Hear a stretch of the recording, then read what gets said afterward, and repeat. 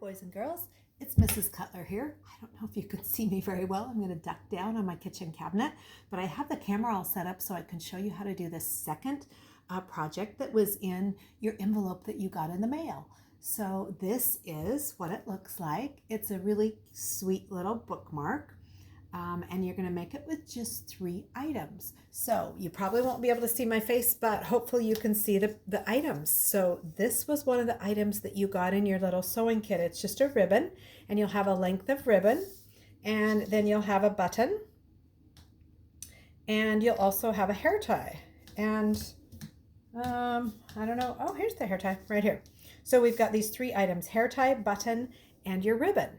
Now, I repeat, do not try this at home unless you've got a parent that helps you. But what I did with my ribbon was I just took the ends and I put it over, it's got some nylon in it, and nylon will melt when you put it over a flame. So if you had a candle going, have a parent help you, you could run this over flame. That's what I did with mine. But if you can't do that, we're just going to turn the ends under just so the ribbon doesn't ravel. With mine, I'll just have to turn it under once and it shouldn't be a problem. I don't know if you can see this. I'm going to put it up to the camera, but it just kind of melted. The fibers in this ribbon just melted, and that means that they're not going to ravel out. Okay, so that's one way to do it. But I would probably just recommend turning your ends under a couple times, and that will prevent them from raveling, because this kind of ribbon, it's called grosgrain ribbon, and it will ravel pretty easily. So again, this is the project that we're going to make. It's a sweet little bookmark, and this is what it looks like when it's not on your book. One end I simply stitched the hair tie to, and on the other end I turned it under like I just suggested, and I stitched a button on. So let's start out with the button. I want to show you how to sew on a button. And what I'm going to do is just take my ribbon, and I am just going to fold it back probably about a ½ inch on itself. And then I've got my needle all threaded up. My thread is ready to go, and I'm going to be starting with a knot in the end of my thread. So I'm going to take my ribbon and turn this back about a ½ inch, and my button is just going to go on the right side of the ribbon. So I'm going to start on the wrong side here, on the back side of the ribbon where I've tucked it under with my finger, and I'm just going to poke my needle through, and I'm going to pull up until I reach my knot. And this knot is going to be on the back of the ribbon. And now I'm simply going to take my needle and I'm going to go through this second hole in my button. Some buttons have 2 holes and some have 4, and this particular button happens to have 4. Now I'm going to ask you not to pull these threads very tight as you go from hole to hole in the button, because we're going to do something with this later. So it's okay if you leave a little bit of slack in that. And all you're going to do is go back and forth. I'm going through the back pretty close to where I had my knot, and I'm coming up through the front of the button, and then taking my needle and then going back down. So I'm catching that ribbon each time. And remember, it doesn't have to be very tight. In fact, I want to leave a little room in between the button and the ribbon. Okay, so I've done about 4 or 5 stitches on those 2 holes, and what I'm going to do on the back, I'm going to put my needle over and I'm going to push through until I feel that other hole. I need to see it, and I turn it onto the front, and I'm not doing a very good job poking in here, but I'm going to move the ribbon out of the way so I can see where the hole is. There it is right there. So I've moved my needle over, and I'm going to start through the second 2 holes now. I want to do about 5 or 6 times just so the button is on there really secure. So I'm going to the back, and then I come up in that same hole. I might have to look for where I did that hole so I can get my needle through there. Oh, I'm having so much trouble finding that hole. There we go. Okay, and then you want to do this 3, 4, maybe 5 times. Just to make sure it's secure. And remember, it's okay if you're not pulling these super tight. They can be a little bit loose. Now this time, this is about my 4th time around, I'm not going to go all the way through to the back. So what I'm going to do is put my needle down, but in between the ribbon and the button, I'm going to push the needle through there. So my needle didn't go all the way to the back. And remember I said you want to leave a little bit of room here. What I'm going to do now is allow this button to sit up from the ribbon. So when the hair tie comes around it, it's got room to sit between the button and the ribbon.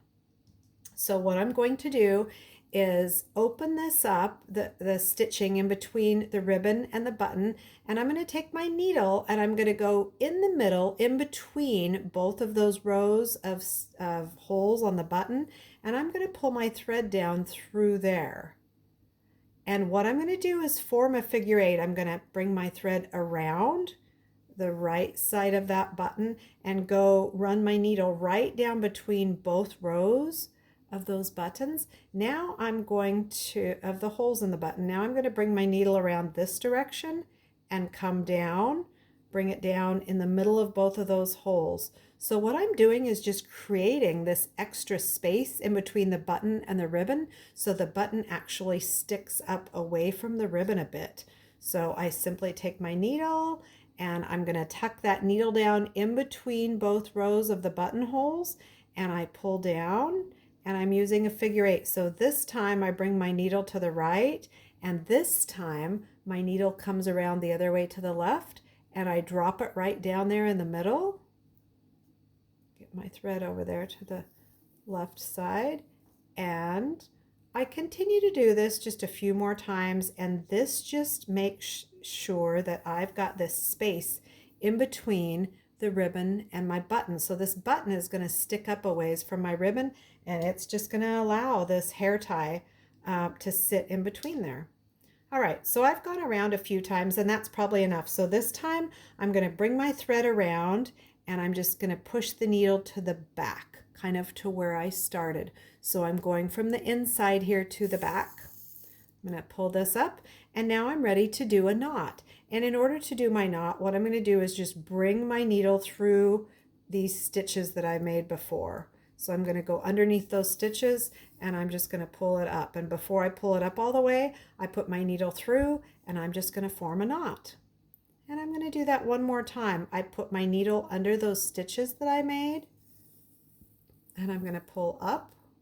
And right before I pull this loop, I put my needle through the loop and I'm going to pull up and again, pull pretty tight and I just formed a nice knot. Now, rather than just cut my thread off right here, I don't want this thread to stick out and show. So what I'm going to do, I'm going to take my needle and put it in between both layers of the ribbon.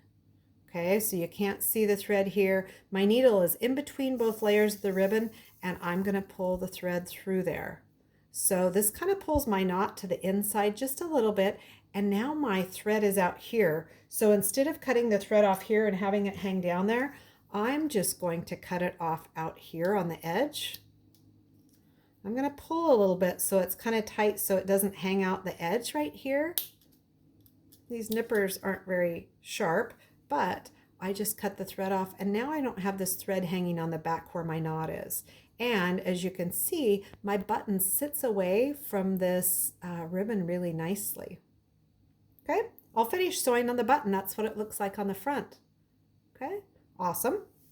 Ready for the next part. The next part is simply sewing the hair tie onto this end. And all I'm going to do is where there's this gold metal piece, I'm just going to take this ribbon and make sure that it's going the right direction. So the button's on the front side, you're going to follow this over, and the front side is going to wrap around your hair tie, just around enough to cover that so you have room to stitch. So you're going to bring it around just enough so you've got room to stitch. Now remember, I melted the edge. If you haven't done that with yours, all you need to do is tuck it under just about 1/8 of an inch, tuck the ribbon under, and then wrap it around your hair tie, and that's how you're going to sew. That way you won't have any edges that are going to ravel. And you're ready to sew. So I'm going to flip mine out because I've already treated that edge. And I'm not going to give very much, maybe like just 1/8 of an inch past the hair tie is all the extra ribbon I'm going to give myself back here. I don't need a lot. And again, I'm going to start out with a knot in my thread. And I'm going to start out from the back side and just sew to the front. And in order for this to stay really secure, I'm going to make some pretty small stitches. So I'm in the front and I'm just going to take a very tiny little stitch, probably like a 1/16 of an inch. And I don't know if you can see that, but I'm almost just sewing in place because I want my stitches to be really strong and secure in order to hold this hair tie on here and keep it from coming out. So I'm going to do some really small stitches here. It might not look super beautiful, but that's okay. So that's what I'm doing. I'm just going from the back to the front with my needle, kind of doing a running stitch, but these stitches are extremely close together, just barely a 1/16 of an inch. So they're going to be really tight and they're going to hold this in place. And I'm just working my way across the ribbon, making my stitches about a 1/16 of an inch apart, going from the front to the back, just making sure that this hair tie is going to be really secure on here. I don't want it to rip out when I've got it around my book.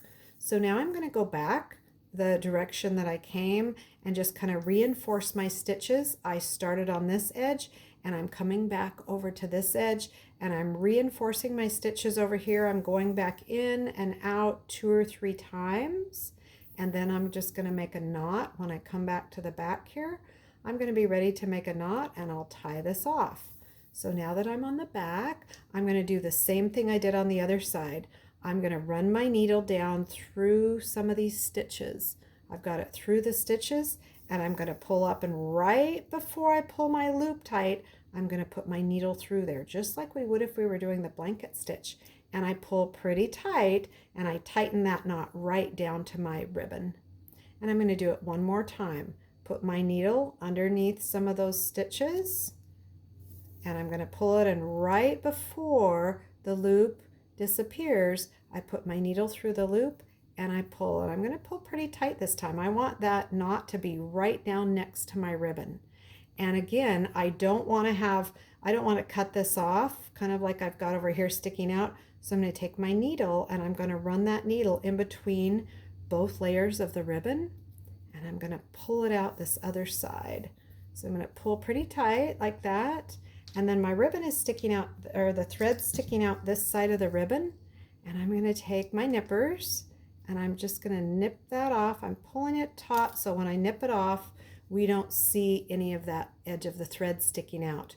Now this thread, I did a knot and I'm just going to clip this so it's a little bit shorter so it's not sticking out either.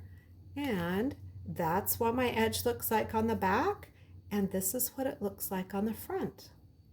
Voila! We just created our really sweet little bookmark. Let's see if it works. Now this one I think is a little bit longer than the last one, so I'm going to put it on this book and see if it works. So this is going to come around like this. I take my hair tie and I put it around the button and it works just fine. So there's our cute little project. This is another bookmark. You could give this one to your mom. You could keep it for yourself. You could give it to your grandma. So some really great ideas for Mother's Day. I hope your moms have a great Mother's Day, and I hope you guys have lots of fun making these projects. See you later.